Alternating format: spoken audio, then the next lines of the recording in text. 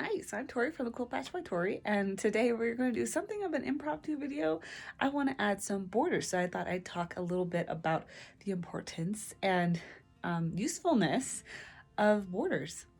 There are two reasons I love to use borders. One is to frame a quilt. So I'll take the darkest color in a quilt and I'll frame it around the outside and to make it larger. So one way to make a panel larger is to add a series of borders. That's what we're going to do today. I have a dark blue for the very outside, an orange, and a yellow. So I'm going to put a small border of yellow around the first. It's going to be the first border. The orange will be the second, and the dark blue will be the third. A way to visualize your borders is to actually lay them out. So I folded mine, an idea of how I wanted it. So we have one that's 2, 4, and 6 inches. So that's what it'll look like around the panel. And here I laid it out next to it just to kind of give me an idea of what it's going to look like. I don't think it'll distract from it, especially if I quilt it with a fun color. I think it'll look pretty good. Also with the theme of 2, 4, 6, that'll add a foot and a foot to the end of the panel, which will make the entire quilt 70 inches long, if my math is correct, which means it'll be a great lap quilt. Let's talk real quick about color. So the reason I chose my colors is because yellow is the color of the minions, which is what I want to bring out is the minions, because that's the theme of the panel. The orange is the background color, which makes it a great secondary color. And then the dark blue is also already in the panel as a border, and I thought it made a great frame for the entire quilt. So adding borders to a panel is pretty simple, but what you want to do is make sure that your panel is square. So many panels are not printed square, so you might have to trim it a little funny, but make sure it's square. That way your borders go on square. The long arm, this is what I've noticed, is that a lot of people sew their borders on from corner to corner, and when we sew, as many sewists and quilters know, as you sew it pushes the fabric just slightly, so by the time you're at the end of a long seam, like a border seam, it'll push your quilt to in one direction. Then when you sew the border going the other direction, your entire quilt might be off by a little bit, and depending on the size of your quilt. So if you're putting a border on a king size quilt, it could get off, be wonky as much as like 2 or 3 inches just because of the length of that seam. So a way to help that is to sew your border on from the middle to the corner of your quilt, and then again from the middle to the corner of your quilt. That will mitigate the stretch, and hopefully your quilt will stay beautifully square just the way you made it. So we're going to rotate. I'm going to grab my square ruler.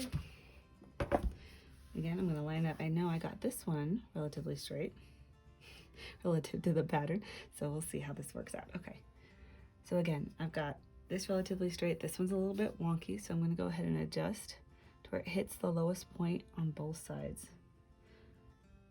And then, since it's not hitting perfectly, I'm going to pick a midpoint. So this is in a little bit, and this one's in a little bit, and it's going to be relatively, oh wait, I could screw that up. There we go. Now I'm happy with that. It's a little, it's like 1/16 of an inch left over here that I probably need to, that I will trim off, and then that is pretty straight.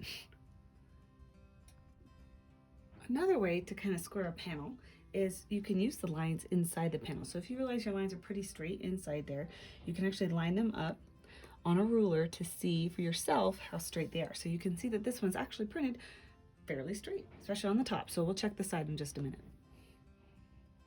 Okay, from here I'm going to rotate. Rotate. Or not rotate, I'm sorry, scoot. I'm going to scoot it down. So I left part of what I cut off here.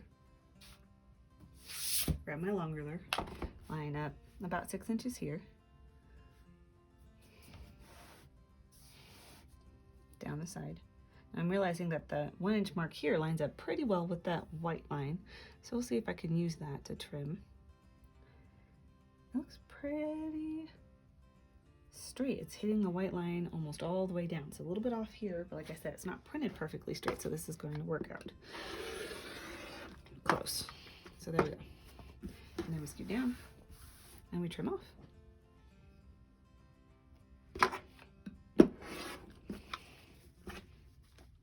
There we go. And we rotate and do the last corner.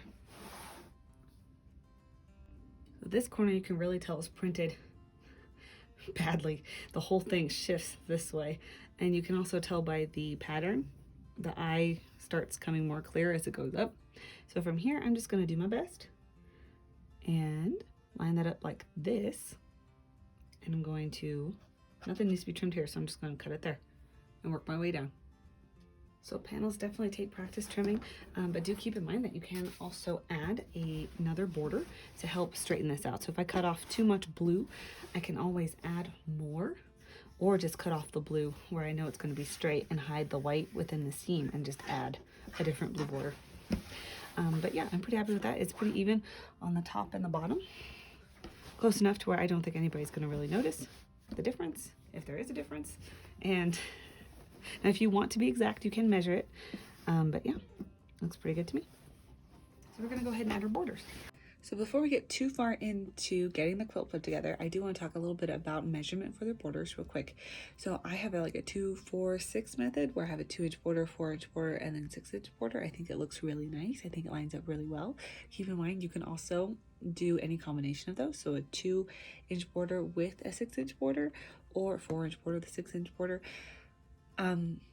Or you can go odd numbers. You can go 3 inches, 5 inches, and then 7 inches. Looks nice.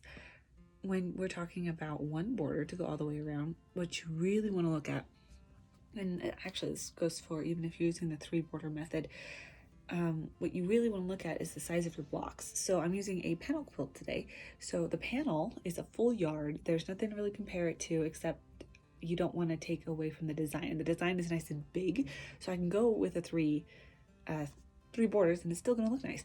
However, if you pick a quilt with a smaller square, such as this one, if you put a 4-inch border on this, it's going to drown the quilt. Your attention will go to the 4-inch border and not to the pretty design. So these squares are 2-inch, 3-inch squares, 2-inch squares. So I wouldn't go past the size of the square. So if I'm going to put a border on this, I wouldn't go past 3 inches. That way it complements the quilt without drowning it out.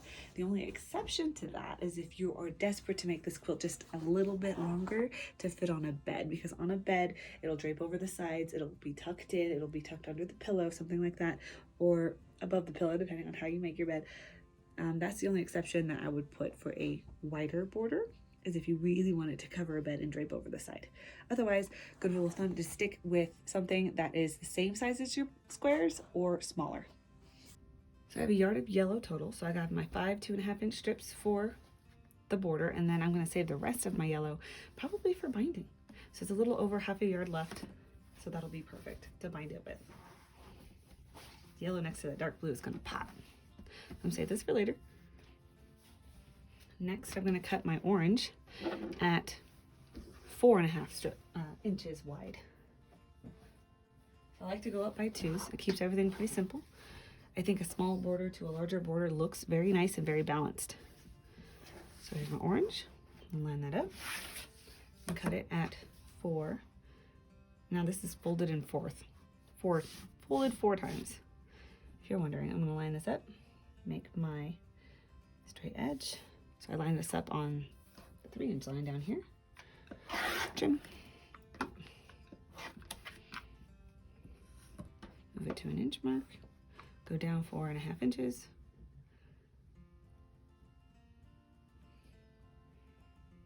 And trim, so you can see the difference in size here.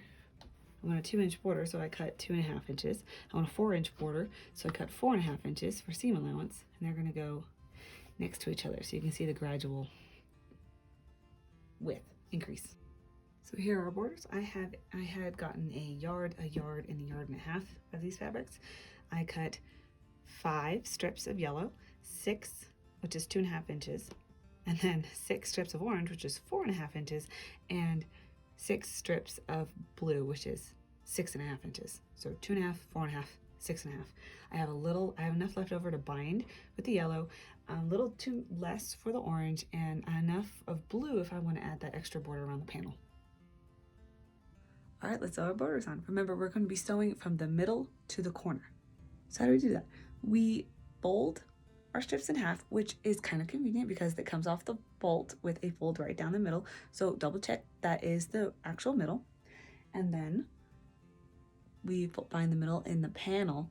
We pin both places, put it together, and then sew from the middle, back stitch, go down the side, back stitch, go down the other side. It's going to make your borders and your quilt line up much more square. So here's the first side of our first border. So I started in the middle, back stitched, and stitched all the way to the edge. Now I'm going to flip this over and stitch from the middle to the other edge. Another good strategy for putting your borders on and still working from the middle to the edge and the middle again to the next edge is to find the middle of your quilt and then line up the edge of your strip with the edge of the fabric and then sew all the way down. That way you have a little extra left over to use for whatever you like. So I'm just going to trim this off and then I'll be adding the side borders, well, the bottom border and then the side borders to this. Be sure to press your borders well. I like to press to the dark side. I start a little bit in the center and move my way back and forward again. Make sure it lays down nice. I use water, sometimes start with spray if it's being stubborn. After we press our borders nice and flat, we're going to go ahead and trim the extra. So whether you have extra on both sides or one side, make sure you trim it off. So I line it up here and trim. Do all 4 corners. There's an argument among quilters about which border you should put on first. I go back and forth between which ones I put on first, whether it's the top and the bottom and then the sides. The only benefit I can see is that if you're going to stretch your quilt out while sewing on a border, because remember when we sew it pushes gently, so the longer the seam the more push there is by the end. Even if you do start in the middle and work your way to the corner, which I do suggest, there's still a little bit of push there. So it might be beneficial for a larger quilt to do the sides first and then the top and the bottom borders. So next I'm going to add the side borders, the yellow side borders. To extend the border, I sew them together like I would binding. Now with this we have one extra strip, so I'm going to save this one for the other side. So I have one full strip and then this one. So this is how I save a little bit of fabric, where I don't make 2 separate borders for both sides. I make one border at a time. So I will go ahead and attach these right sides together. And since this is a solid, there's really no right side. So I'm going to match these up. I'm going to sew. Angle this correctly so the camera can see it well. So I put them right sides together, I make a little T, and I sew from the right corner to the left bottom corner, so diagonally from right to left. And the best way to figure out if you're sewing it the correct way is to pin it diagonally where you're going to sew and open it up. It should make a strip. And my rule of thumb to remember when I get to the machine, because I don't like to pin, is if it is too easy going under the needle, it's the wrong way. It needs to be a little bit awkward when you're trying to stick it on the needle. See, it folds over, it gets a little, gets a little awkward. So if it's awkward, you're doing it right.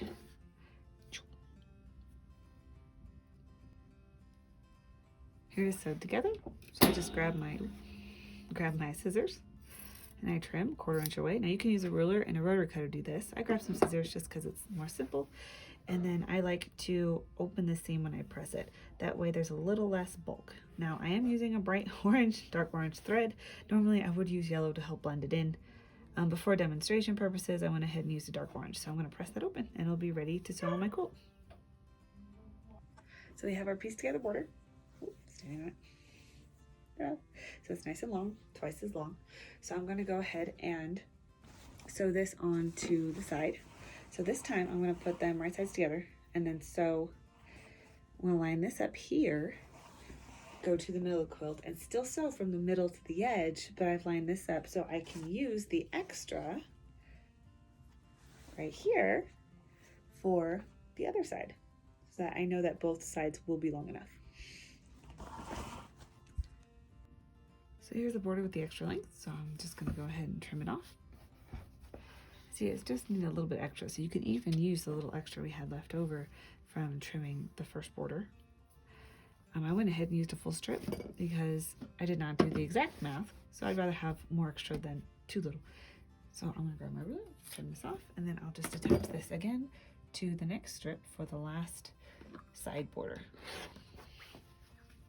So I'll attach this strip and this strip together for the last side border.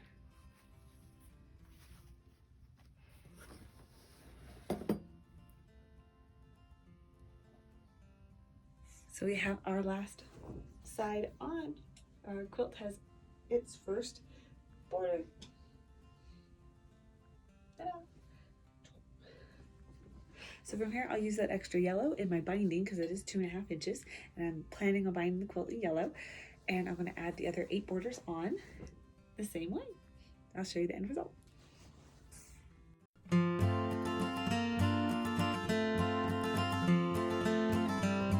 It's done. We have all 3 borders on. Da, da, da, da.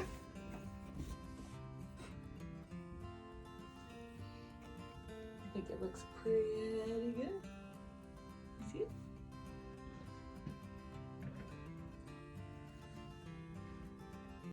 So again, I like the dark on the outside, so it helps frame the whole thing. I think the yellow blends in really well. You can tell that there's a little bit of stretch. Now this hasn't been pressed. The last border hasn't been pressed yet. My kid's about to wake up, so I gotta hurry. But ta-da! It's ready to quilt. Makes a great lap blanket. It covers me from head to toe. You have a great day.